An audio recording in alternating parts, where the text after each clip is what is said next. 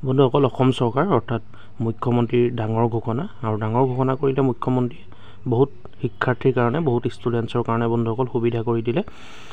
income certificate যেটো আগত লাগিছিলে এতিয়া যদি ইনকম চাৰ্টিফিকেট নাই কাৰবাৰ ৰেচন কাৰ্ড দিলেও চলি যাব বন্ধুসকল ৰেচন কাৰ্ড দি পেলাও আপোনালোকে এডমিশ্যন ল'ব পাৰিব বা ৰেচন কাৰ্ড দি পেলাই আপোনালোকে বিভিন্ন কাম কৰিব পাৰিব অৰ্থাৎ বিভিন্ন কামত আপোনালোকে ব্যৱহাৰ কৰিব পাৰিব শিক্ষাৰ্থীসকলে আৰু যাৰ ৰেচন কাৰ্ড আছে বন্ধুসকল যি শিক্ষাৰ্থীৰ ৰেচন কাৰ্ড আছে যি শিক্ষাৰ্থীৰ ৰেচন কাৰ্ডত নাম আছে আৰু অভিভাৱকৰ নাম আছে বন্ধুসকল অৰ্থাৎ পিতৃ মাতৃৰ নাম আছে সেইসকলৰ সম্পূৰ্ণ বিনামূলীয়া বন্ধুসকল বিনামূলীয়াকৈ এডমিশ্যন ল'ব পাৰিব ভিডিঅ'টো শেষলৈকে চাই থাকিব আপোনালোকে সকলোখিনি কথা জানিব পাৰিব মহাবিদ্যালয় পৰ্যায়ৰ শিক্ষাৰ্থীৰ বাবে মুখ্যমন্ত্ৰী ডক্টৰ হিমন্ত বিশ্ব শৰ্মাৰ বিশেষ ঘোষণা বিনামূলীয়া নামভৰ্তিৰ বাবে ৰেচন কাৰ্ড গ্ৰহণ কৰাৰ বাবে মহাবিদ্যালয় কৰ্তৃপক্ষক নিৰ্দেশ দিছে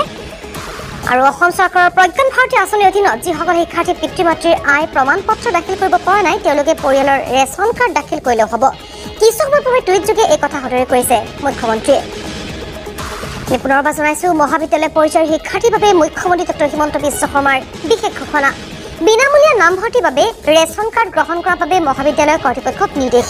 আৰু অসম চৰকাৰৰ প্ৰজ্ঞান ভাৰতী আঁচনিৰ অধীনত যিসকল শিক্ষাৰ্থীয়ে পিতৃ মাতৃৰ আয় প্ৰমাণ পত্ৰ দাখিল কৰিব পৰা নাই তেওঁলোকে পৰিয়ালৰ ৰেচন কাৰ্ড দাখিল কৰিলেও হ'ব কিছু সময় পূৰ্বে টুইটযোগে এই কথা সদৰি কৰিছে মুখ্যমন্ত্ৰীয়ে